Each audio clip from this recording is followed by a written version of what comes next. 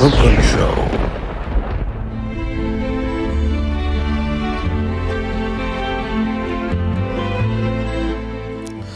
Bonjour à tout le monde, c'est Jean-Pierre, nizere ko mukomeye ni nabyo ndabifuriza aho muri hose bivanye n'amasaha muriko mugira ibihe byiza ibintu bizogenda neza niba bitari ko biragenda neza Imana itanga kandi karyo aho rero nako ndababwira nti Imana izotanga kandi karyo ariko hari abandi bayikoresha kugira bashobore kuronka amatungo bivye cyangwa bagize ukundi kuntu babikora rero iryo ni shengero ryo muri Arizona ririmwo abapastori bava mu Rwanda bakaba barashoboye kubaka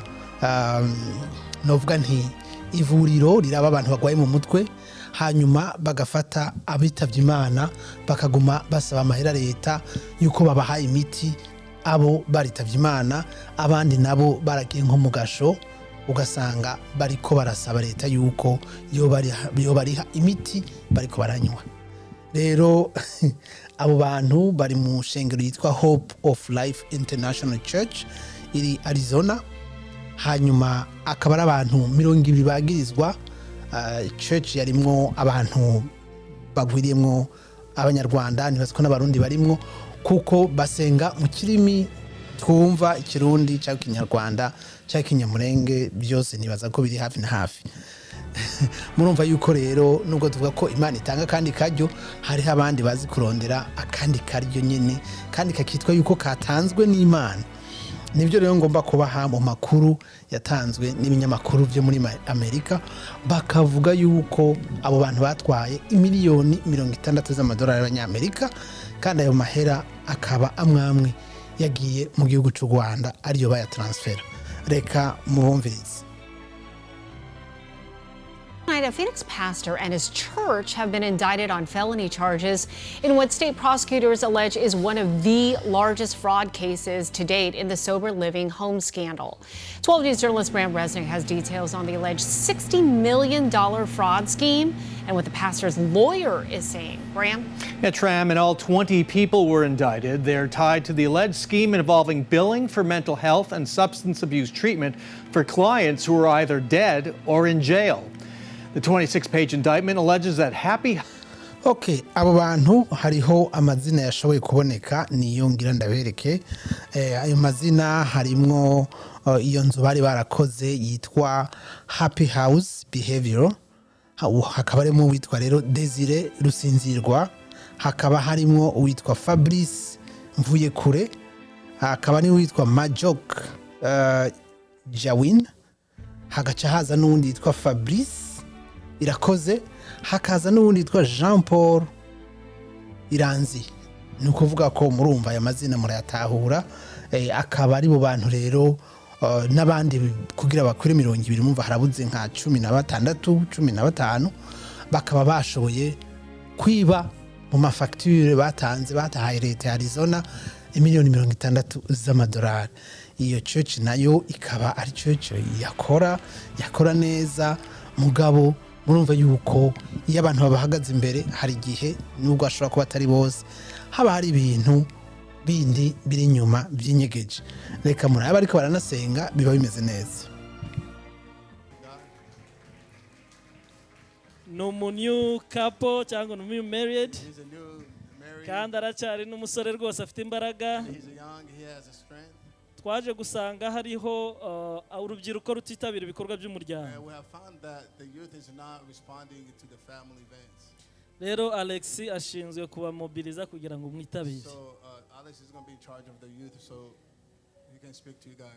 indi mpinduka yabaye bagihagaze hano twasanze abaririmbyi bose bagomba kuba bafite umuyobozi ubashinzwe kuko uwari ubashinzwe. Okay, murumva yuko rero ni church imeze neza yari kwita abana mbwa ivyo byose hari gihe usanga hari ibindi biri nyuma vy'inyegeje reka tubandanye twumve aya makuru mu nyuma tuja ku makuru ya Trump aho nawe nyene ivyo ariko arakora birimwo amacakubiri. Behavioral health was paid over $60 million by the Arizona Healthcare Cost Containment System, known as Access, by billing for clients who were, quote, deceased, incarcerated, or hospitalized. Money laundering charges allege that Happy House paid $5 million in July 2023 to Hope of Life International Church in Northwest Phoenix. The church, a haven for East African migrants, later wired $2 million to an entity in Rwanda. Now, Happy House's offices are in a lease building on the church grounds. The lawyer for the church pastor says he knew nothing about the alleged fraud.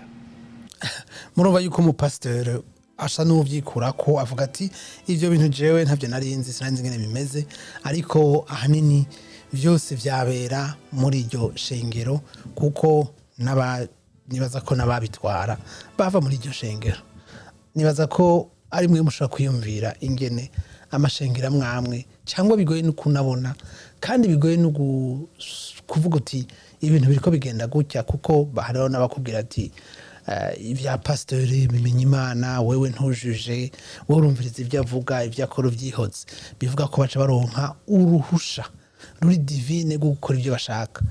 ariko tukibagira yuko n'abantu twakuranye n'abantu twakinanye imipira n'abantu tunganye imyaka si ukuvuga ko baca baba speciale gusumba wewe ngo nuko bavuga ijambo ry'Imana ngo Imana imbwiye ngo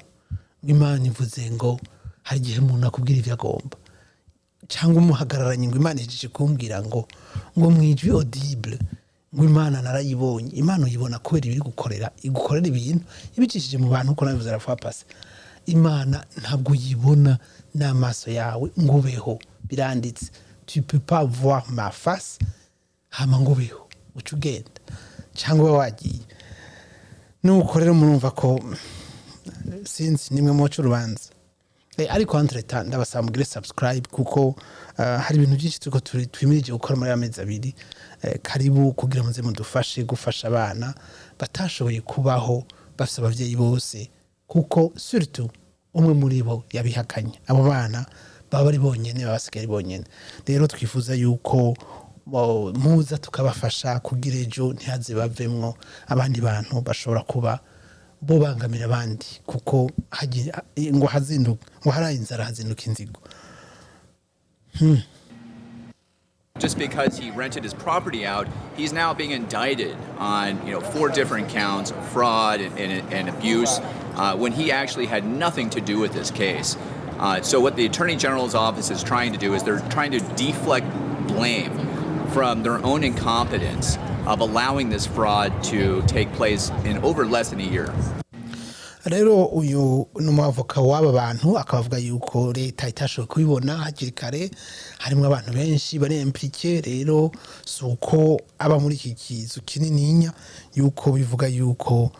yagize fraud muraza bavoka niko bimeze ariko banki ngo irabona amahera yagiye mu Rwanda avuye muri ibyo bintu. The indictment alleges the sober living fraud began in August of 2022. Democratic Attorney General Chris Mays took office several months later in January 2023, then initiated a crackdown on what had become widespread fraud. The main victims, Indigenous men and women who never got the treatment that the state paid for. Rero ngo abagwayi bara abantu babasangwa butaka n'abantu bari neglige cyane impamvu bakaba bavuwe ingwara batigeze baronkera imiti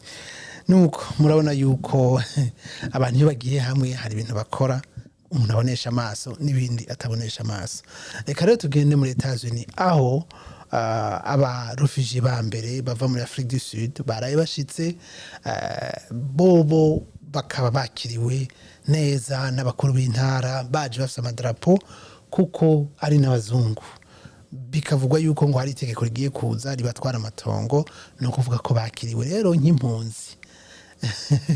ariko hakaba ari abandi birabure aba muri Amerika Latine badafite urukoba rw'umuzungu cyangwa batitwa nk'abazungu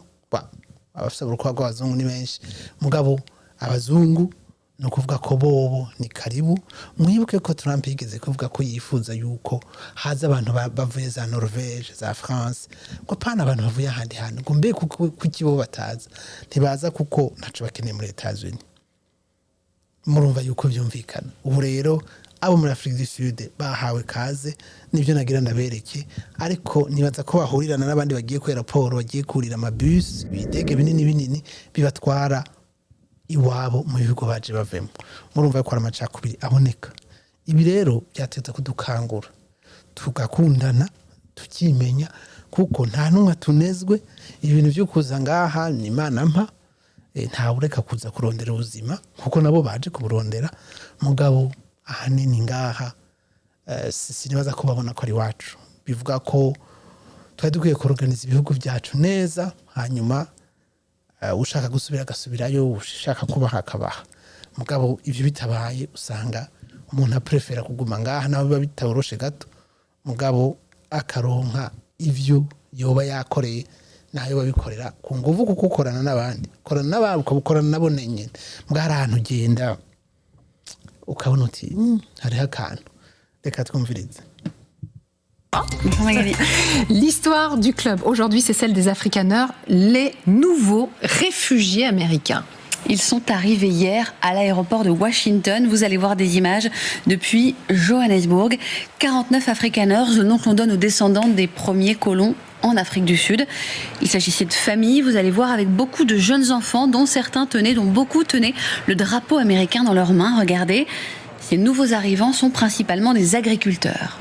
Dans le grand hangar, 2 officiels les attendaient. Troy Edgar, en bleu, numéro 2 du ministère de la Sécurité intérieure, et Christopher Lendo, en beige, son homologue au département d'État, pour leur souhaiter la bienvenue et dresser au passage quelques parallèles. Écoutez. Je suis heureux de vous voir avec notre drapeau à la main. Et ce drapeau symbolise la liberté. Pour beaucoup d'entre nous, nos familles, le chemin était semblable à celui que vous entreprenez aujourd'hui. Mon père est né en Europe. Il a dû quitter son pays à l'arrivée d'Hitler dans les années 1930 pour se rendre d'abord en Amérique du Sud et puis aux États-Unis. Et l'une des raisons pour lesquelles je voulais vraiment travailler pour le gouvernement, c'est que je voulais redonner à ce pays qui a véritablement apporté la liberté à ma famille et nous a permis d'échapper à une situation très difficile dans un autre pays. Drôle de... Voilà, muravyumva yuko babakiriye neza cyane kandi bari babemereye bivuga yuko abemererwa kuja muri Etats-Unis mwamenya ko atari si bose hariho abakeneye kujayo